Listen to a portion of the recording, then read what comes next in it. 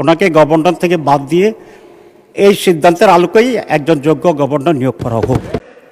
এই স্কোপটাকে এর থেকে বেশি নিয়ে যান, তাইলে কোনো জায়গায় কোনো লোক অ্যাপয়েন্টমেন্ট দেওয়া সম্ভব হবে না বাংলাদেশ। একটু মাইকটা দিবেন উপনেতাকে প্লিজ।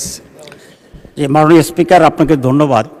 আমি আশা করি আজকে বক্তব্য রাখার একটা সুযোগও হয়তো আমার হবে, সেটা বলছি না। আমাদের মাননীয় অর্থমন্ত্রী যেটা বলেছেন, প্রথম হচ্ছে মাননীয় প্রধানমন্ত্রী কোনো ফাইন্যান্সিয়াল ইনস্টিটিউটের দলীয় লোক দেবেন না, যে সিদ্ধান্ত দিয়েছেন। যদি এরকমই হয় আমরা অত্যন্ত আনন্দিত এবং এটাকে আমি ধন্যবাদ জানাই। কিন্তু এখনকার গভর্নর বাংলাদেশ ব্যাংকের যিনি আছেন, ওনার একটা পরিচয় কিন্তু আছে। সেটা হচ্ছে বিএনপির যে নির্বাচন পরিচালনা কমিটি হয়েছিল, আমি কিন্তু জানি উনি এই কমিটির একজন মেম্বার ছিলেন। সুতরাং তথ্যগত যে বিভ্রান্তিটা তৈরি হয়েছে, এটার মনে দূর হওয়া উচিত। এবং উনি যদি এরকম পরিচয় থাকে, তাহলে মাননীয় প্রধানমন্ত্রীর সিদ্ধান্তের আলোকে ওনাকে গভর্নর থেকে বাদ দিয়ে এই সিদ্ধান্তের আলোকেই একজন যোগ্য গভর্নর নিয়োগ করা হোক। এটা আমার বক্তব্য। ধন্যবাদ।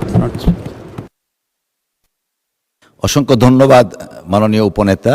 মাননীয় অর্থমন্ত্রী একটু বসেন প্লিজ। মাননীয় অর্থমন্ত্রী, এই ব্যাপারে আপনি কিছু বলবেন কিনা, যে নির্বাচন পরিচালনা কমিটিতে থাকলে দলীয় পদ কিনা? নির্বাচন পরিচালনা কমিটি, নট দল। অর্থমন্ত্রী। আপনাকে ধন্যবাদ।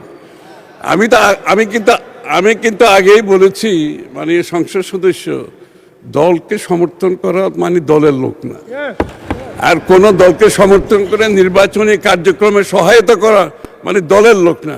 নিশ্চয় আপনাদের দলের অনেক লোক আপনাদের নির্বাচনী কার্যক্রমে সহায়তা করেছেন, যারা আপনার দলের লোক না। নিশ্চিতভাবে আমি বলতে পারি, এটা অস্বীকার করার সুযোগ নাই। এবং আপনি এটাকে যদি দলীয় জায়গায় নিয়ে আসেন, তাহলে দলের সমস্ত দলীয় নির্বাচনের কর্মকাণ্ডে তো অনেকেই অংশগ্রহণ করেছে। এই গভর্নরের বাইরে আরো হাজার হাজার শত শত লোক করেছে।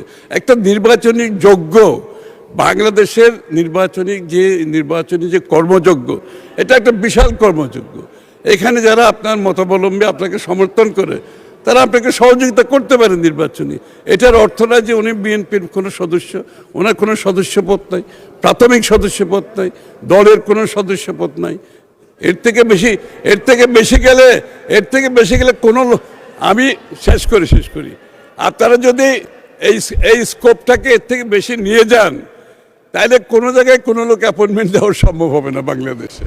এটা আপনাকে মাথায় রাখতে হবে। Thank you very much.